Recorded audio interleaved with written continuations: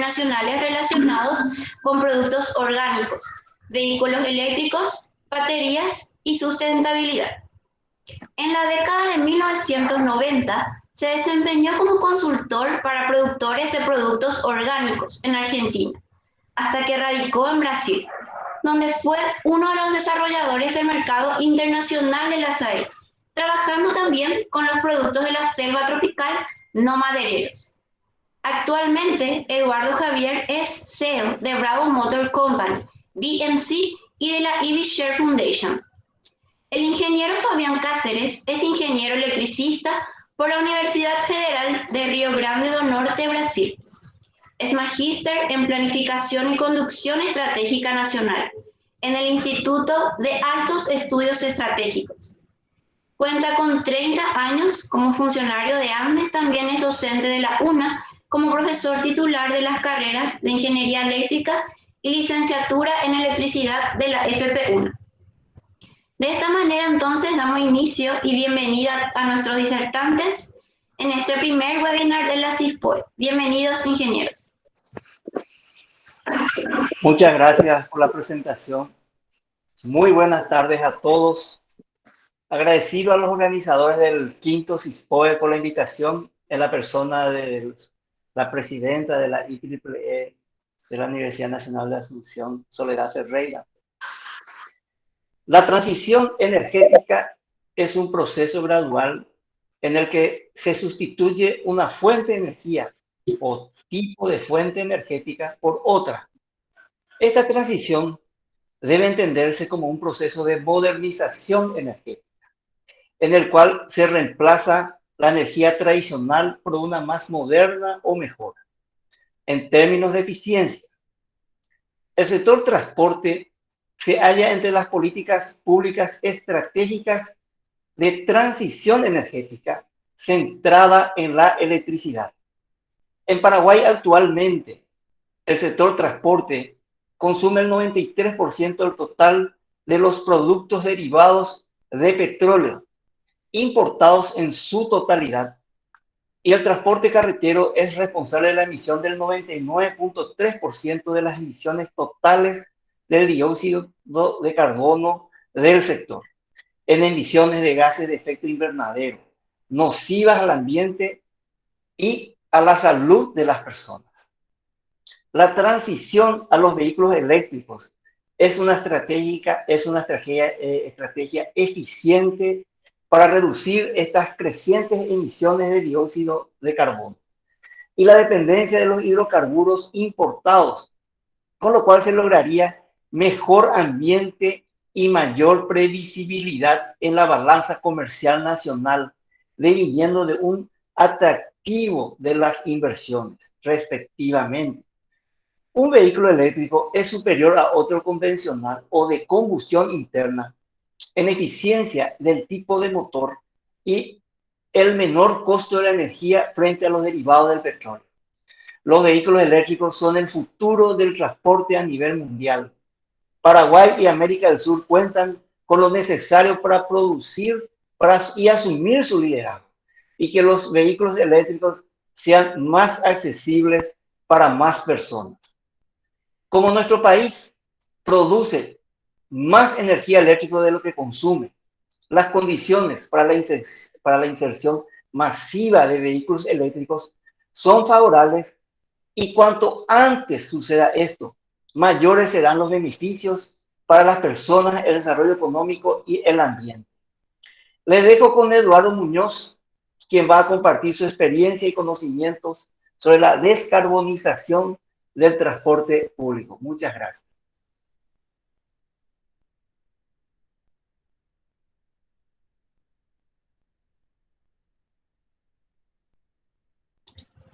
Ingeniero, su micrófono, por favor, si puede activar. Esa debe ser una de las frases más mencionadas de la pandemia, ¿no? Tu micrófono está cerrado. Buenas noches, pido desde ya disculpas. Una tormenta me agarró en una posada en el medio de la sierra, acá en Minas Gerais, y nos quedamos sin internet. Así que, bueno, tuve que salir con el dueño del lugar donde estaba a la ciudad más cercana y él le pidió a un vecino que nos dejara entrar a su casa. Por lo tanto, estoy en la casa de una persona que no conozco. Así que, bueno, aquí estamos, cosas de la pandemia, pero también de la modernidad de las conectividades. Fabián, si podés compartir el slide 1, te voy a agradecer. Este, ¿Ustedes todos lo ven? Se ve súper bien. Ok. Bueno, ese slide nosotros llamamos el ciclo de la energía. La descarbonización de las ciudades, como bien lo explicaba Fabián, es hoy el gran tema, después del Acuerdo de París, obviamente, pero hoy, en post-pandemia, el mundo entendió que no hay camino para atrás. Nosotros estamos llegando a la COP26 en Glasgow este año, a un momento de estado de entrar el Acuerdo de París a ser vinculante a todos los firmantes, que son más de 160 países del mundo, con metas totalmente incumplidas, pero la pandemia también nos mostró que éramos nosotros los que hacíamos que el cielo no se viera tan azul.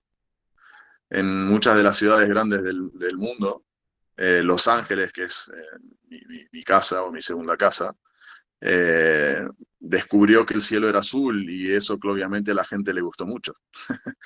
Pero bueno, era claramente lo que necesitábamos que pasara, era que pararan las ciudades, que nadie pudiera salir y que todos nos diéramos cuenta que los que estábamos contaminando y los que estábamos haciendo que el aire que respiramos fuera eh, nocivo para nuestra salud éramos nosotros, con la forma en que nos movemos y la forma en que generamos energía. Entonces, hace más de 22 años, California emprendió un camino, el camino de la descarbonización, no por una moda, sino por necesidad. California, al igual que Chile, por ejemplo, son lugares en donde tenemos cordones montañosos a nuestras espaldas, el mar enfrente, y todo lo que nosotros emitimos y contaminamos se queda preso en el aire que respiramos. Eso obviamente no es un dato menor, eso pasa en muchos lugares del mundo, y la contaminación provoca 10 millones de muertes al año, según la Organización Mundial de la Salud, ¿no? Solamente la contaminación del aire. Por tanto, no es un tema menor. Si a eso le sumamos el tema de cambio climático, evidentemente tenemos ante nosotros una situación que nos muestra una necesidad de cambio. Obviamente, como buenos seres humanos que somos y hijos del rigor, necesitamos de una pandemia y de una necesidad de recuperación económica global que nos empuja a tener que buscar un cambio muy grande de matriz económica, probablemente más allá de matriz energética, y que empuja esa tercera y cuarta revolución industrial que estaban pasando al mismo tiempo a que sucedan de una forma acelerada y casi que no muy planificada. Entonces hoy nos encontramos con los grandes fabricantes de vehículos, no solamente europeos, sino americanos, entendiendo de que no hay más vuelta atrás, que la resistencia a la electrificación es un esfuerzo inútil, pero también empiezan a darse cuenta que esa electrificación necesita de baterías y esas baterías necesitan de materiales estratégicos y toda esa cadena de valor está rota. Entonces, la situación se puso muy linda y muy interesante, muy apasionante, pero nada simple. Pero al mismo tiempo desafiante. Desde el punto de vista de la energía, y quiero que le den una mirada a ese slide, nosotros estábamos acostumbrados a tener una generación de energía centralizada en grandes centrales, sean ellas eólicas, solares, hidráulicas o térmicas. A la térmica, como pueden ver, le pusimos un prohibido, ¿no? Nosotros, porque entendemos que el futuro al que tenemos que apuntar es justamente un futuro sin térmicas.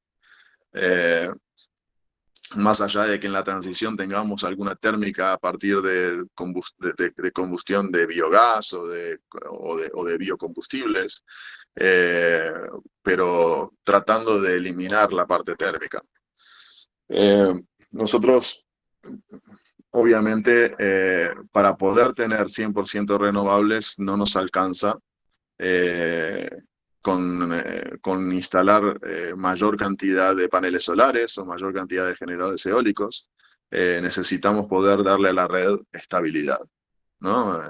Esa tan buscada estabilidad de la red.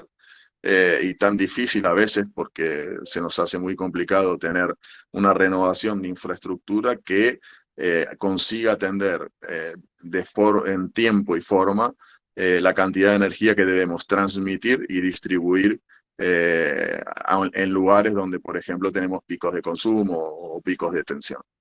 Entonces, este es el momento en el cual empezamos a entender que esa generación de energía lejos de nuestras ciudades, para transmitirla y distribuirla hasta donde es necesario su uso, es altamente ineficiente, ¿no? Los niveles de pérdida son muy grandes, y eso hace que tengamos además problemas muy serios, como les decía recién, en la renovación de la infraestructura. Y no vamos a creer que eso es en Brasil, que es donde estoy ahora, o en Paraguay, o en Argentina, o en Uruguay. Eso es en la propia California, en el propio Estados Unidos. La infraestructura de transmisión y distribución es muy vieja, necesita de grandes niveles de inversión. Y el tema es que el planteo es: vamos a hacer grandes inversiones muy importantes en esa tecnología vieja, o vamos a pasarnos de vez a una tecnología más nueva, más eficiente y más viable.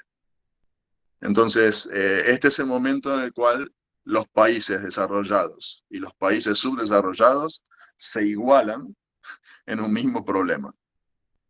Con una ventaja para los países subdesarrollados, que generalmente necesitan hacer infraestructura que los países desarrollados ya tienen, y que si vas a hacer infraestructura para atender ciertas demandas, tiene mucho más sentido que puedas hacerlo a partir de tecnologías nuevas. O sea, nosotros generar más líneas de transmisión, más líneas de distribución, para llegar a lugares que hoy no tienen energía con la tecnología vieja sería un error grave que no deberíamos cometer.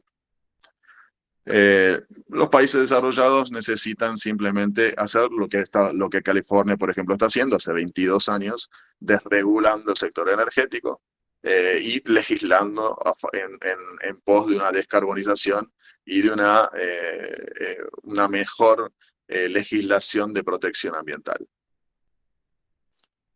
Como ustedes pueden ver en la imagen, a la izquierda está la parte vieja, digamos, de la energía, del ciclo de la energía, y a la derecha es donde empiezan a aparecer, como bien decía Fabián, los vehículos eléctricos que, vistos de una forma muy de nicho y sin prestar demasiada atención al ecosistema completo, pueden ser vistos como grandes demandantes de energía en un ecosistema que le falta energía.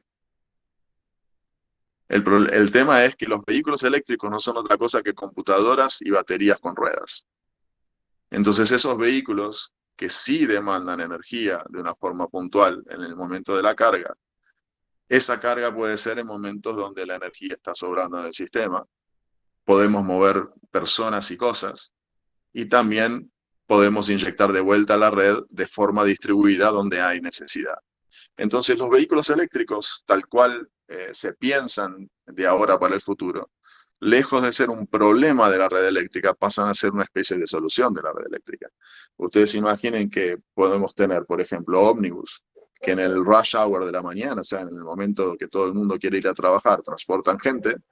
Durante el día pueden estar almacenando energía solar de forma distribuida en algunos lugares, más allá de que algunos necesitan seguir moviéndose. Y después, en el final de la tarde, cuando llevan la gente a sus casas, pueden empezar a distribuir energía, eh, conectándose a la red de forma geoestratégica, diría, y eliminando picos de consumo, picos de tensión puntuales que hacen que corra riesgo la distribución. El vehículo eléctrico es eficiencia. El vehículo eléctrico es una computadora con ruedas que nos entrega información en tiempo real. El vehículo eléctrico, obviamente, conectado, compartido, algún día autónomo. nos trae una realidad y una oportunidad, una posibilidad de cambio, que es, sin lugar a dudas, un mundo nuevo que no teníamos antes, pero para el cual nos debemos preparar porque va a suceder con o sin nosotros. Entonces, ustedes van a ver a la derecha que hay algunos vehículos que son directamente baterías, y eso es proposital. Nosotros, una de nuestras propuestas es justamente tener camiones, que es una especie de containers, que lo que hacen es, estos camiones distribuyen containers para ser instalados en lugares estratégicos, ya sea para colectar energía sobrante o para entregar energía faltante. Y eso se puede hacer, obviamente, a partir de Big Data e inteligencia artificial, y con transacciones autónomas entre activos energéticos, que es algo que nosotros probamos en California que podía ser hecho en 2018. Estamos en 2021, 3 años después, estamos ya haciendo instalaciones de sistemas de ese tipo en tiempo real y en vida diaria. Por tanto, esa nueva realidad que parece medio distante, es una realidad que es simplemente lo que nos separa de ella probablemente sea una decisión política o una decisión personal. Podemos pasar al próximo slide, si te parece, Fabián. Este slide nos muestra un nuevo ecosistema, ¿no? Un ecosistema en el cual tenemos la generación eléctrica hecha en prosumidores, consumidores que pasan a ser productores y que empiezan a tener incentivos a la eficiencia energética, a gastar la menor cantidad de energía posible, porque lo que exceda a su consumo a partir de su propia generación podría en tesis venderla al mercado o a sus vecinos. Cuando nosotros decimos esto, obviamente estoy hablando de un lugar a donde se descentralizó el sector energético, claramente. En una realidad que tiene que ser construida a partir de marco regulatorio y que tiene que ser entendida a partir, por los propios distribuidores de energía. Hay un buen discurso, y después, si quieren, búsquenlo en Google, de un CEO de PG&E, que es la distribuidora de energía del norte de California, que en el discurso él dice: debemos cambiar nuestra posición en el mercado y pasar a ser proveedores de servicios tecnológicos y de infraestructura. Por tanto, lo que él decía es: PG&E precisa hacer con que los cables estén ahí, que todo el mundo pague por el uso de ellos de una forma justa, pero principalmente que ellos se posicionaran como proveedores de servicios de tecnología para permitir una descentralización del sector energético y una interacción entre los actores de ese nuevo ecosistema de forma eficiente. Suena bien difícil, ¿no? Cuando nosotros nos ponemos en nuestra realidad latinoamericana, pero es un poco lo que se viene, ¿no? Lo que viene es cada uno empezar a atender su juego, generar energía lo más próximo de donde la usamos, porque entendamos que si hay alguien que está generando energía en su techo y la está consumiendo, no tiene pérdidas ni de transmisión ni de distribución. Y si nosotros podemos guardar energía en un vehículo que después presta servicios de movilidad, tanto para personas como para bienes o para distribución de ventas online, por ejemplo, y que después, en algún momento del día, viene y entrega energía en un momento de pico de consumo en nuestro barrio, por ejemplo. Imaginemos esa nueva realidad como una realidad desafiante, porque tiene sus desafíos técnicos que exista, pero posible, ¿no? Entonces, en este slide que yo les estoy mostrando, les hablo de tecnologías que nos permiten tener esta nueva realidad. El blockchain como tecnología, haciendo que las transacciones entre los activos energéticos sean inviolables y públicas y transparentes, hacen que, por ejemplo, yo no le pueda vender mi energía a 3 personas diferentes, porque hay contratos inteligentes que registran el nivel, que mi energía se vendió y que ya no puedo volver a venderla. Entonces, el hecho de que un vehículo pueda comprarle energía a un banco de baterías o a un panel solar o a través de un cargador de vehículo eléctrico, sin que sea un humano el que dice comprar energía, sino que el vehículo la está comprando porque la necesita. Es un momento en el cual los paneles solares a través de su inverter y de conectividad digital empiezan a relacionarse con sistemas de almacenamiento de energía, con cargadores, e inclusive con los propios vehículos, de tal forma que cada uno tiene un ID, cada uno tiene una identificación personal y cada uno pasa a ser un actor individual e identificado de un ecosistema totalmente nuevo. Cuando nosotros pensamos en esa posibilidad, claro que nos dijeron lo mínimo fue locos, ¿no? Y esto realmente estoy hablando de lo mínimo, y eso que estábamos en California. No, no estábamos proponiéndolo ni en Buenos Aires, ni en Asunción, ni en Montevideo, ni en Brasilia.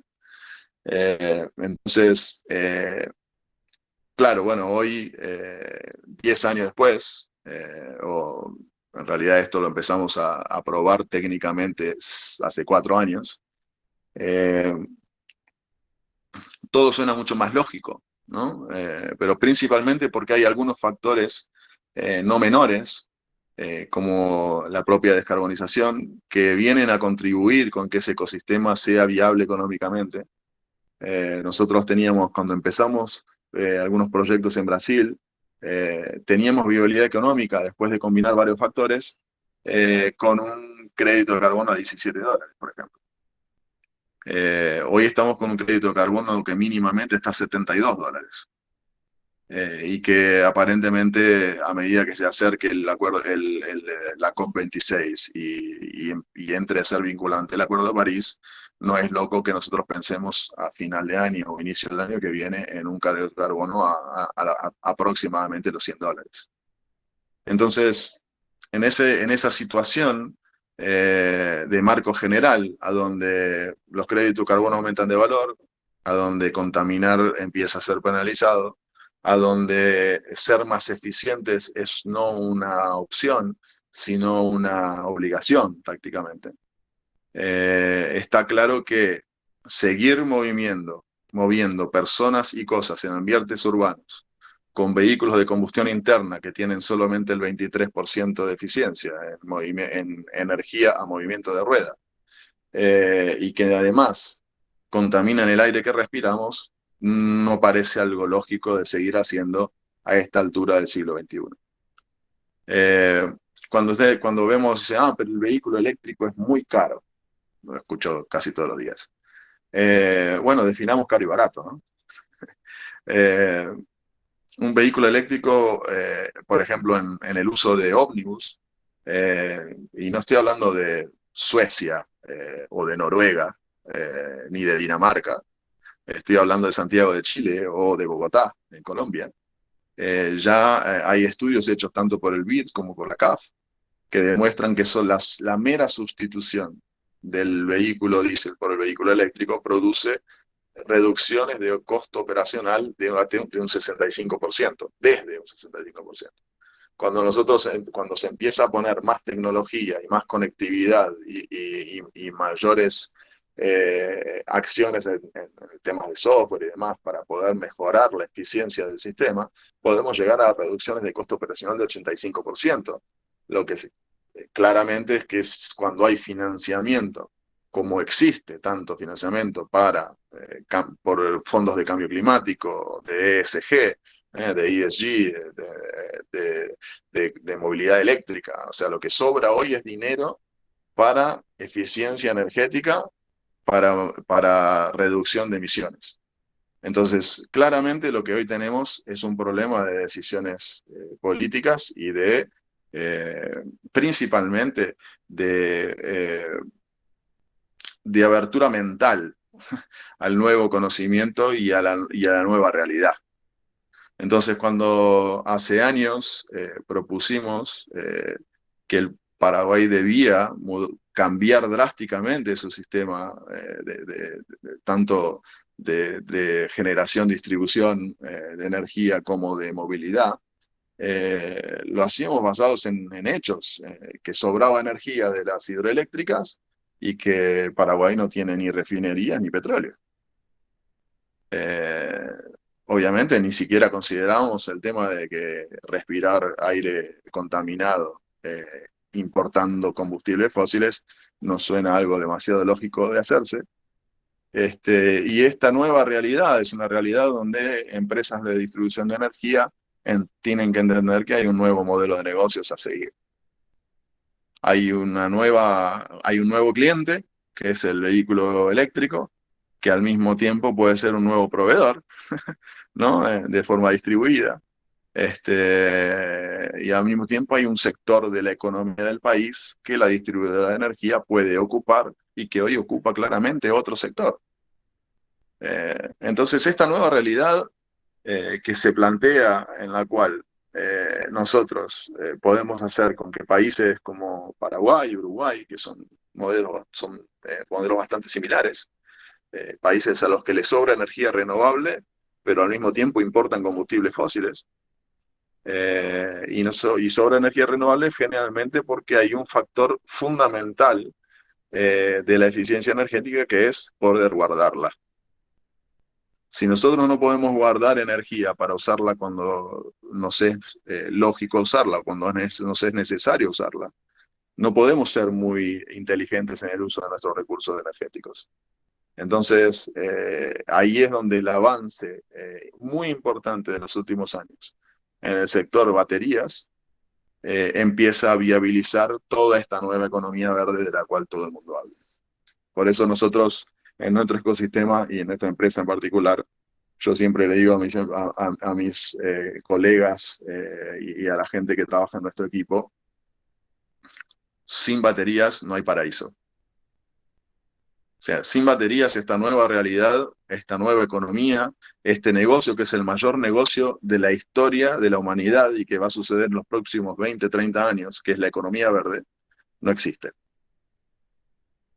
Entonces, obviamente, como bien lo decía Fabián, América Latina tiene recursos para fabricar baterías, no tiene tecnología para hacerlo. Entonces, tener recursos no es tan importante cuanto tener tecnología para hacerlo.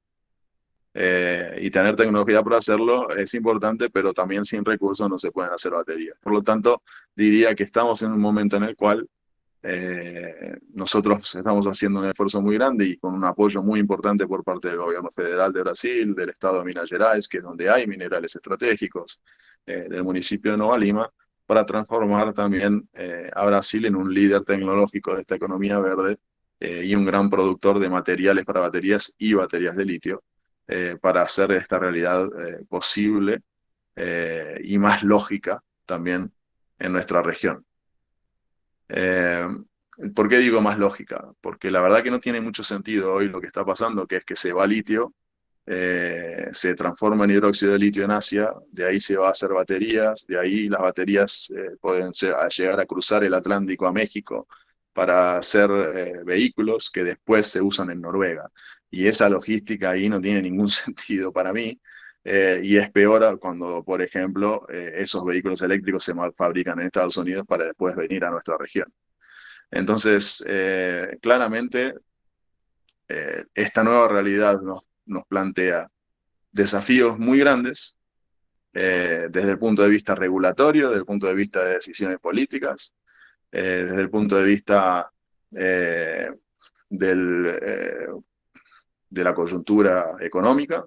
Al mismo tiempo, como nos desafía en todas esas áreas, nos plantea un escenario apasionante de cosas para hacer y cambiar una realidad de forma drástica e importante.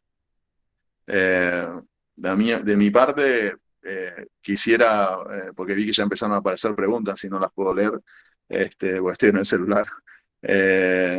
Así que les voy a pedir a Fabián que si puedes leer las preguntas, me parecería más interesante a partir de ahora y habiendo planteado todo esto, empezar a responder preguntas y tener una interacción más fluida.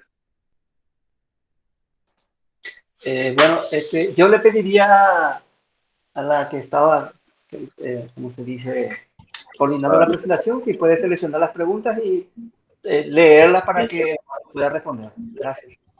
Exactamente. Bueno, Miguel Troche nos consulta. Cuando hablamos de almacenamiento, es lo más costoso del sistema, pero los niveles de contaminación durante el proceso para el producto final también son altísimos. ¿Hay algún avance para reducir estos niveles? Bueno, a ver, hay definiciones en la pregunta que son bastante genéricos, altísimos. La verdad Dice, que no. hablando de baterías. Por eso, bueno, el tema es que la verdad es que estamos hablando de baterías sustituyendo la quema de combustibles fósiles. Si querés, hacemos un balance y vemos qué es más contaminante. Claramente las baterías no lo son. Las baterías que se usan en vehículos eléctricos, por ejemplo, se usan por 8 a 10 años en los vehículos, después 20 años más en almacenaje de energía estacionaria, y después se recupera y se recicla casi el 96% a tecnología de hoy. Entonces, no le veo, o sea, a dónde una tecnología de batería sea más agresiva al medio ambiente que lo que estamos haciendo hoy. Perfecto. ¿Alguien más tiene otra pregunta? Pueden también habilitar el micrófono o escribirnos por el chat.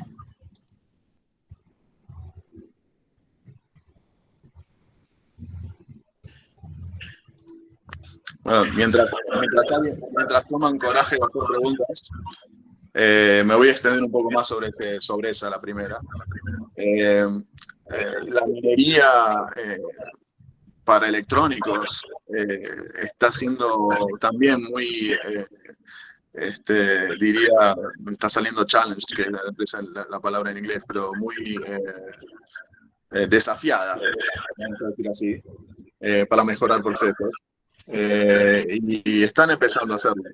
Hoy, por ejemplo, el cobalto que se usa en algunas baterías, que se obtenía en África de una forma no tan buena, hay muchas nuevas químicas que evitan el cobalto justamente por eso.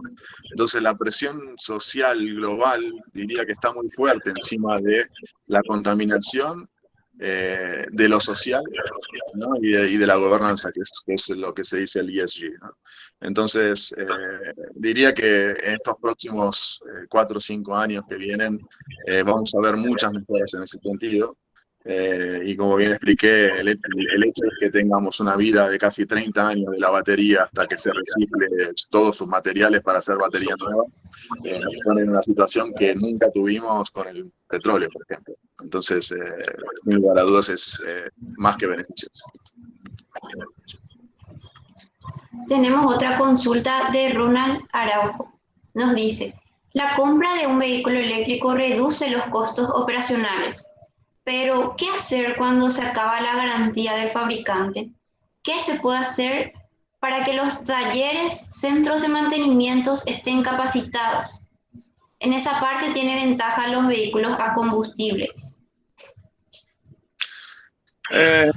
Dos cosas. Primero, no creo o no apostamos, por lo menos nosotros, y yo no lo veo, al vehículo eléctrico de los particulares como el gran mercado en América Latina.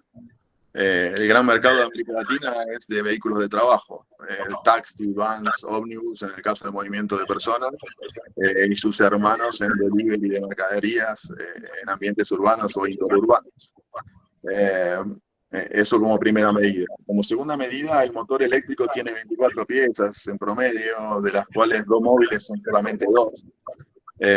Y es más probable que el vehículo se destruya todo y el motor todavía no vaya a dar mantenimiento. Entonces,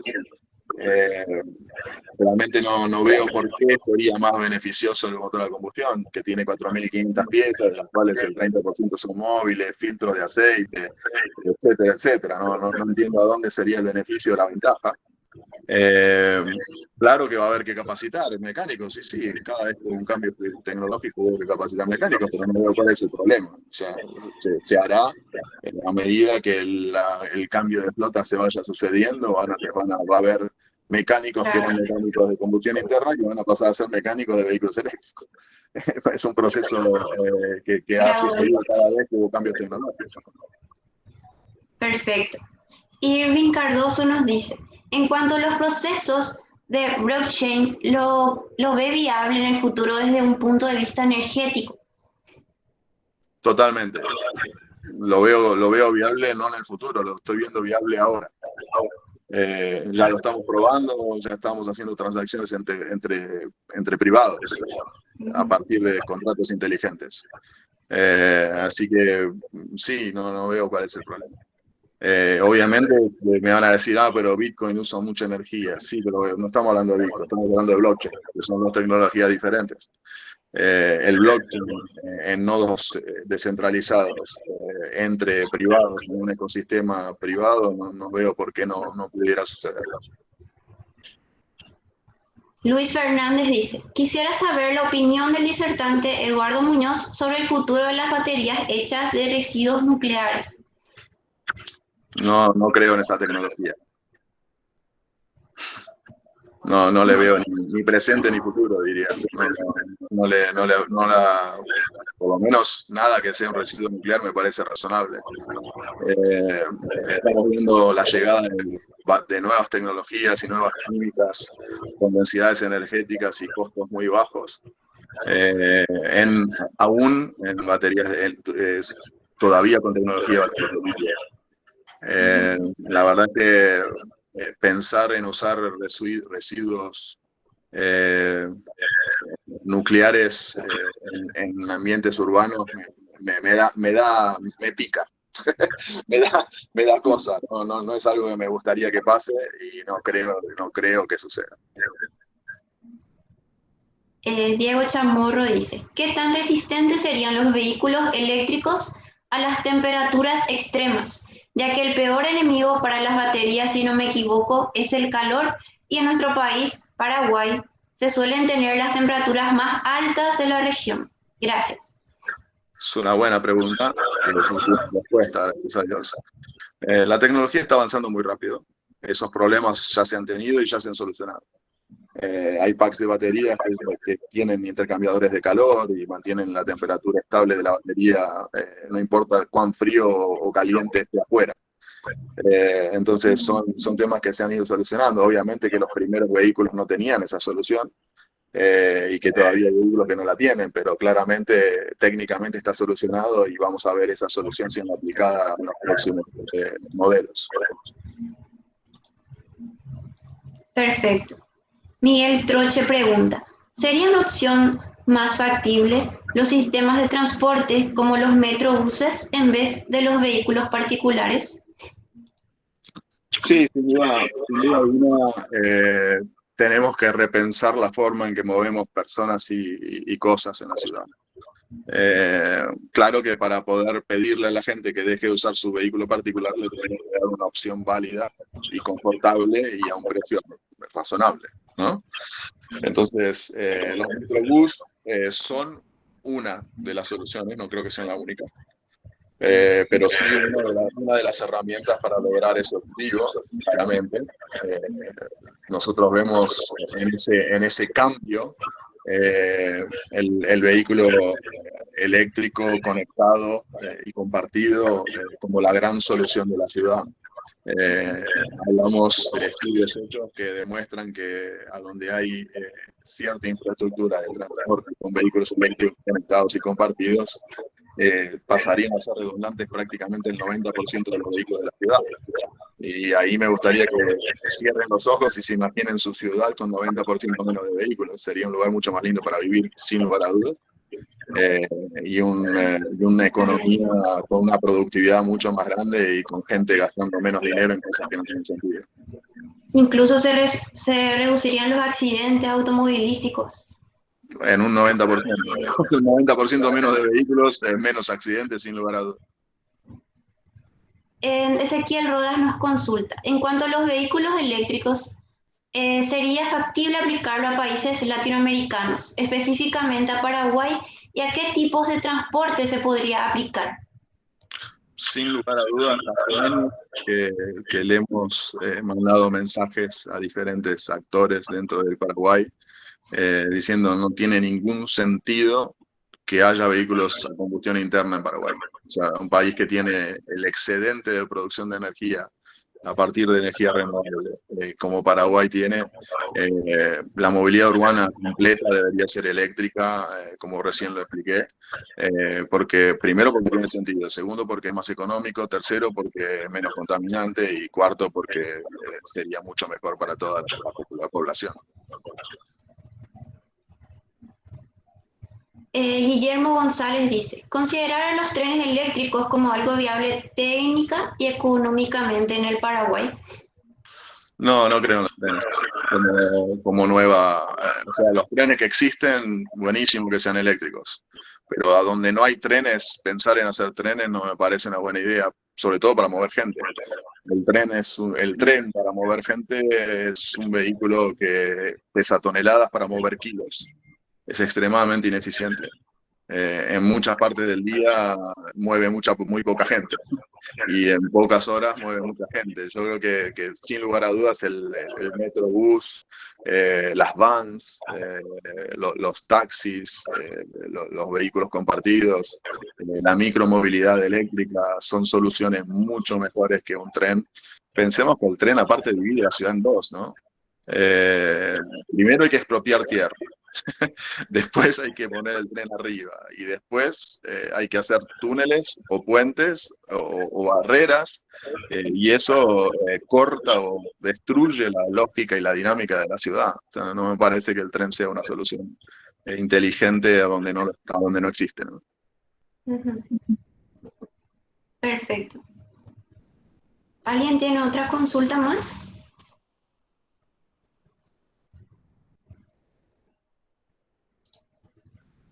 No tengan vergüenza, me muerdo. Aparte estoy lejos.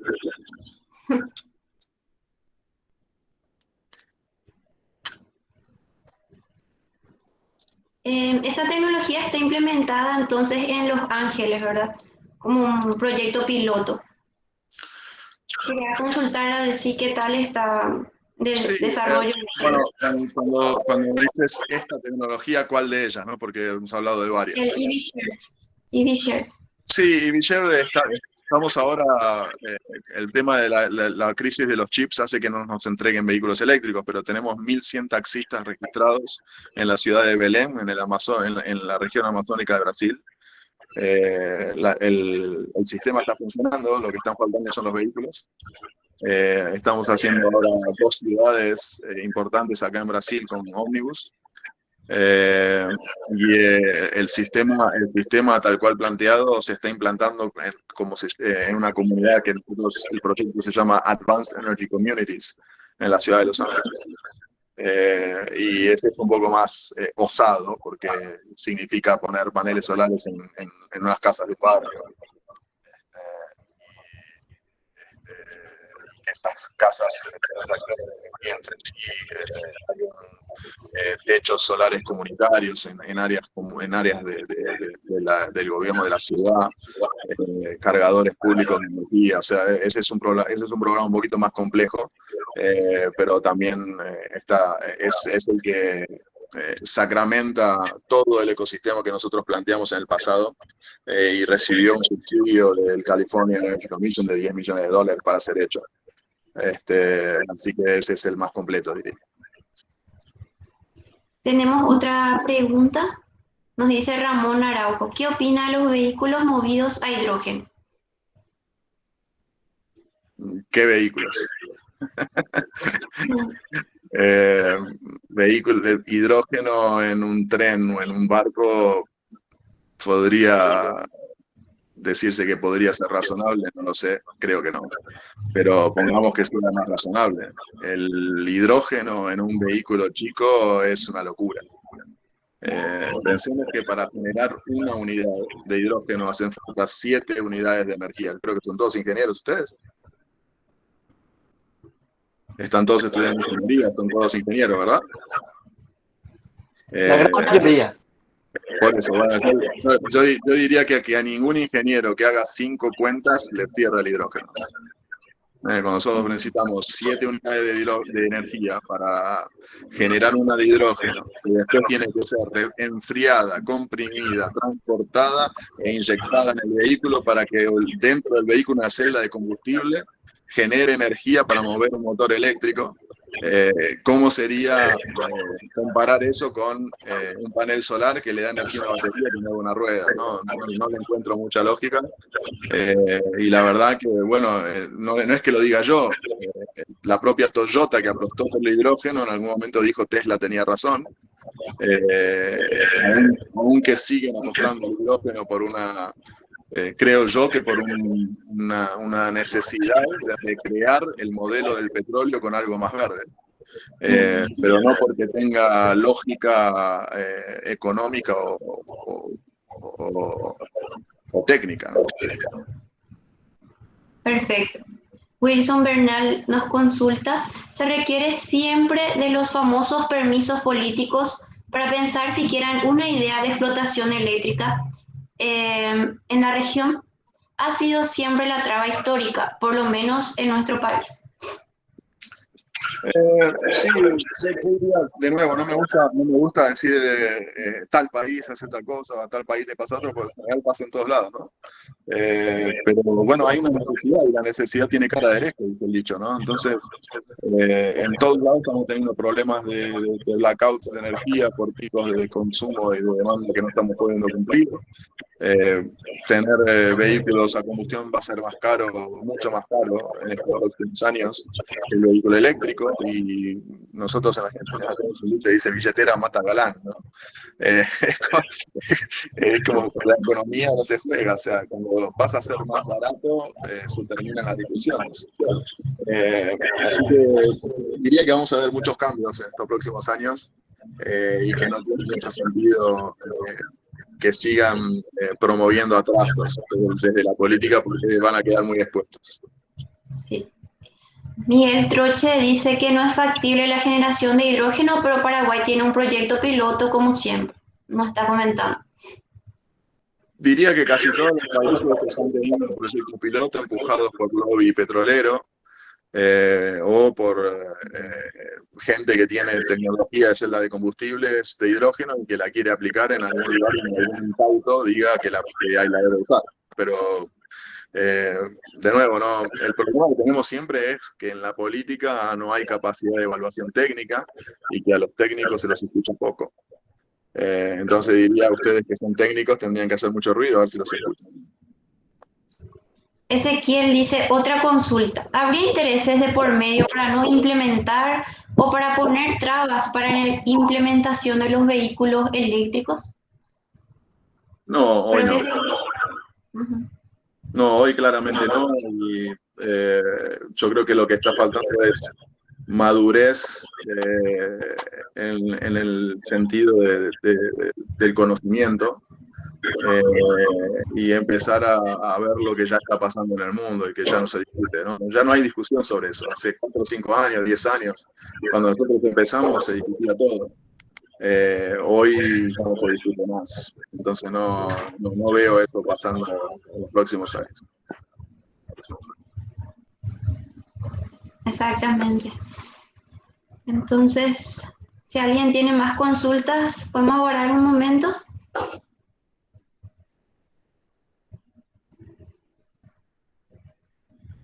Tenemos gente saliendo y gente entrando.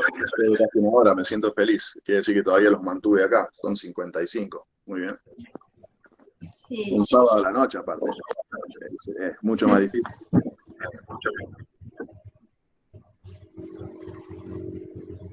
Pero realmente creo que es un tema muy interesante y necesario que todos estemos informados de la transición energética que se está produciendo a nivel global, ¿verdad?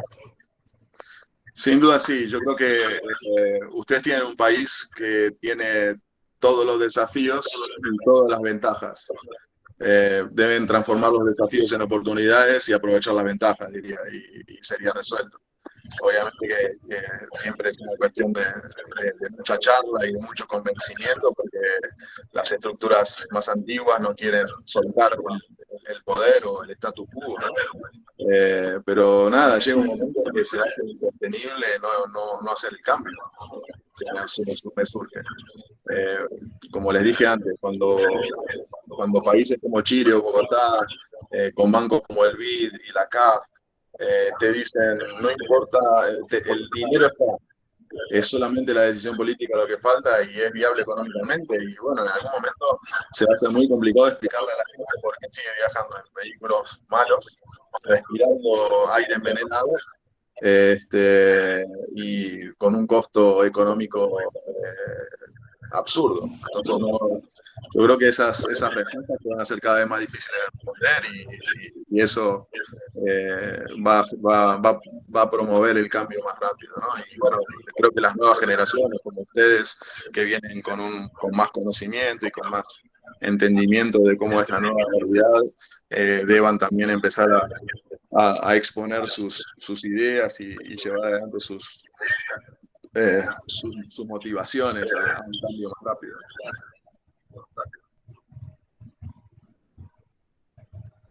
Perfecto, creo que no tenemos más preguntas por el chat.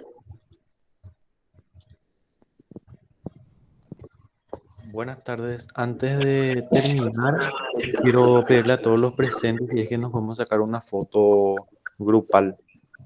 Ya cada uno va a prender su cámara y Dejen que me peine entonces. para vernos un poquito. ¿Ya está?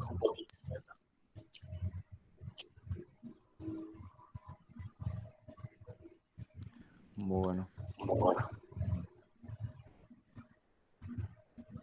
Voy a esperar un momento mientras todos prenden su cámara.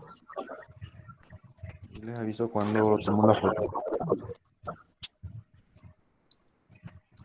Siempre que se hacen esos pedidos, las mujeres entran 5 o 10 minutos. Bueno, vamos a dar 2 minutos, a no ser de que todos prendan su cámara ahora. Mira que si saco una estadística parece que es cierto. Vamos, no sean tímidos.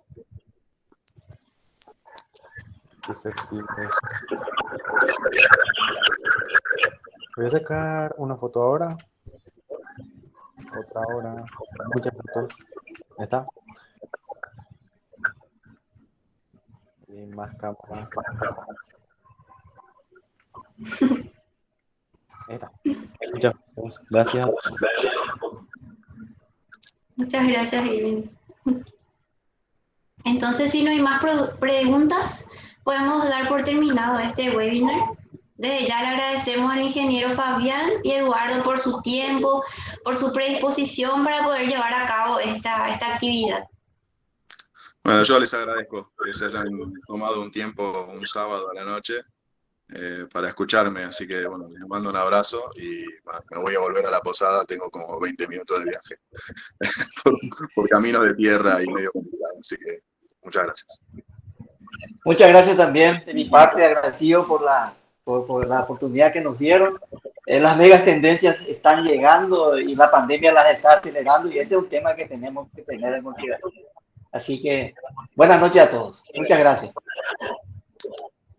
Chao, Buenas noches, muchas gracias.